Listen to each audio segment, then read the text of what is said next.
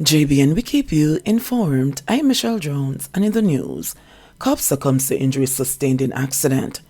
Police personnel at the Hunts Bay station in St. Andrew have been plunged into mourning following the tragic death of their colleague, 35-year-old District Constable Herbert Gale, yesterday in Aberfew. Reports said that Gale was driving a private motorcycle when he lost control and crashed into a parked motor car. He was rushed to the hospital and died while being treated. A senior colleague said that the constabulary lost a real soldier. He was a crime fighter, the distraught colleague said.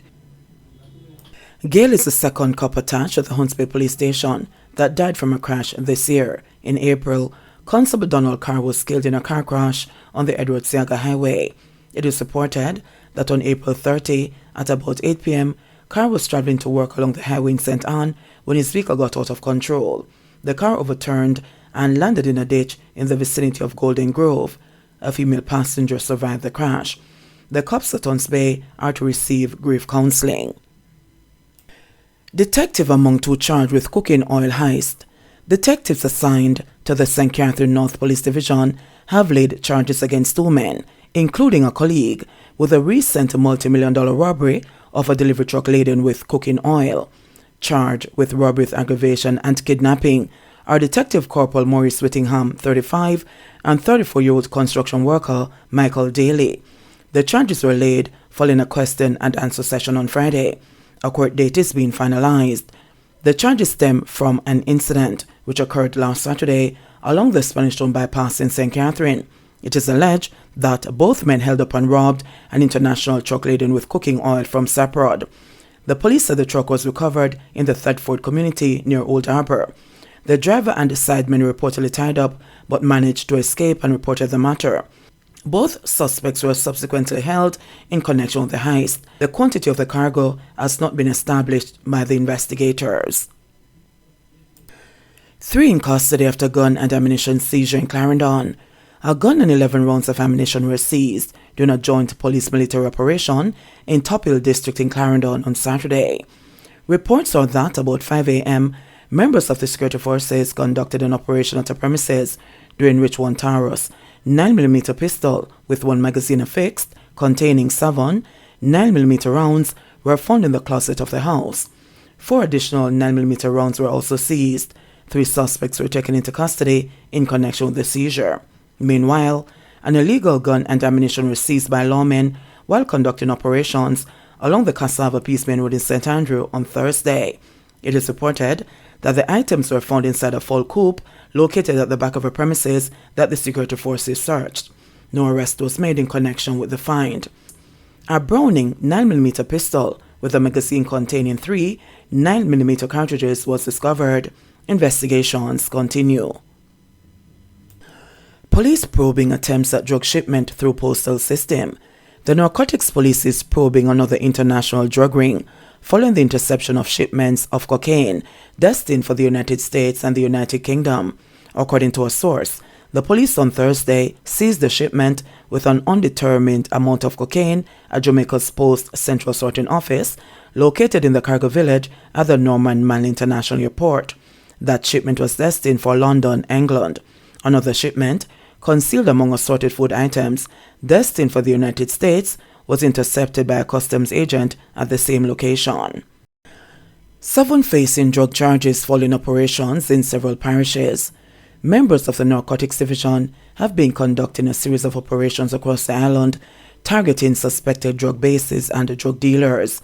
7 people have been arrested and charged during operations in the corporate area, St. James and St. Mary, over the last 24 hours. The police conducted an operation at a bar along Eastwood Park Road on Thursday and seized a quantity of uncustomed cigarettes. Bartender Simone Curlew, 42, was charged with possession of uncustomed goods when the Narcotics Police conducted a snap raid at her bar. She was offered bail and is to appear before the Kingston and St. Andrew Parish Court on Thursday, January 12. The Narcotics Police also arrested 3 people for ganja possession during operations at Barracks Road and areas of Lilliput, St. James. 3 other people suspected to be drug peddlers were also arrested and charged in St. Mary. Another suspected drug dealer eluded the cops when they raided his home in Geddestown, St. Mary. He left behind a quantity of ganja and cash. Vendor killed days before Christmas birthday. This Christmas Day will be painful for Sandra Scott as she still be grappling with the death of her cousin, Leon English, otherwise called Furry, who was shot dead along with his girlfriend, 23-year-old party promoter Salika Salki in Commodore District in Linstead, St. Catherine on Thursday morning. English, who would have celebrated his birthday on December 25, was a vendor in the Linstead Square selling drinks and snacks from his hand cart. After wrapping up business early Thursday morning, English chartered a taxi to take him home. According to police reports, he was unloading his goods from the vehicle at approximately 1:45 a.m. when armed men pounced upon them. English received multiple gunshot wounds to the upper body and was found dead, lying on his back by the police. Salki, who had been traveling in the vehicle with the two men, was also found dead, lying on her stomach with what appeared to be gunshot wounds to her abdomen and upper left arm. The taxi driver, who was shot in the left buttock and upper section of the back, managed to drive himself to the Linstead Hospital, where he was treated and transferred to another medical facility. He is said to be in stable condition. On Friday, Scott said that she was still at a loss for words hours after the tragedy. She explained that she shared a very close relationship with English and loved her cousin dearly. Heartbroken by the tragedy and that English has not lived to celebrate his birthday, Scott revealed that she received the dreadful news sometime after 4 a.m. before leaving home for work.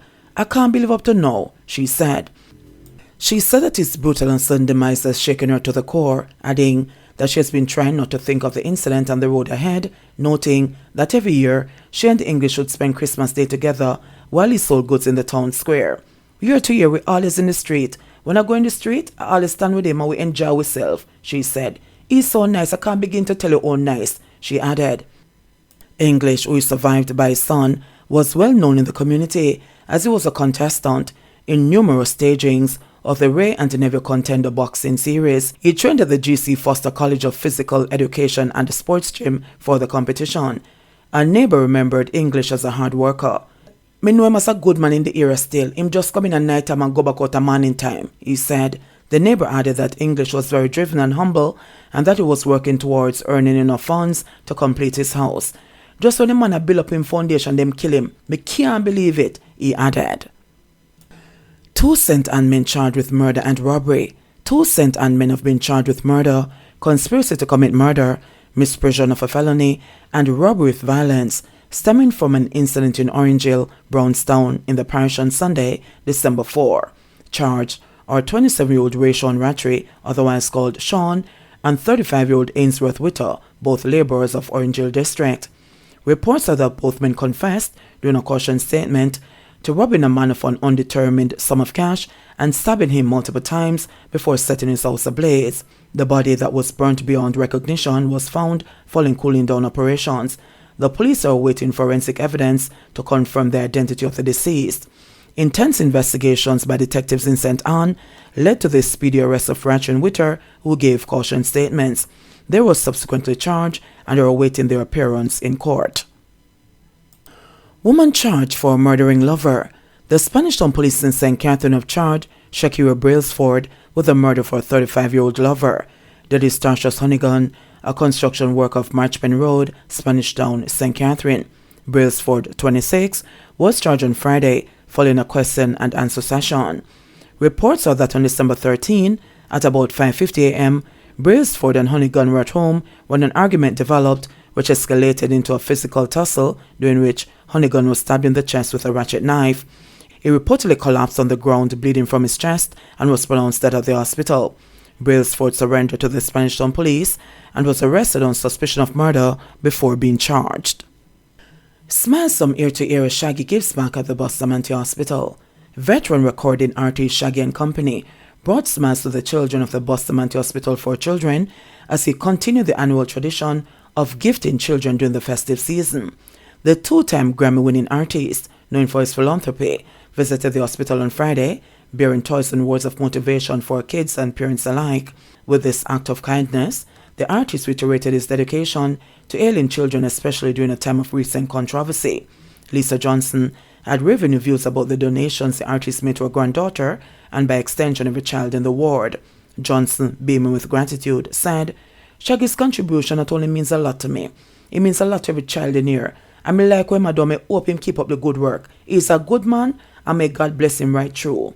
Shauna Dunkley Drysdale, patient care assistant PCA at the Bustamante Children's Hospital, echoed the sentiments of a jubilant Johnson. It's actually my first year here. I keep hearing of him coming around and stuff, but to actually see him in person, he's really warm and friendly, admitted the buzzing PCA. Shaggy's enjoyed a long-standing relationship with the Bustamante Hospital, having continuously staged Shaggy and Friends concerts that see all proceeds go towards the Children's Hospital. His foundation, Shaggy Make a Difference Foundation, has seen the hospital benefit from his endeavors on multiple different occasions. Other members of the entertainment fraternity made their presence felt, as special appearances were made by DJ Frost and Moyan. JBN, we keep you informed. Please remember to subscribe, like, share, leave us a comment, and click the notification bell to receive our daily news items.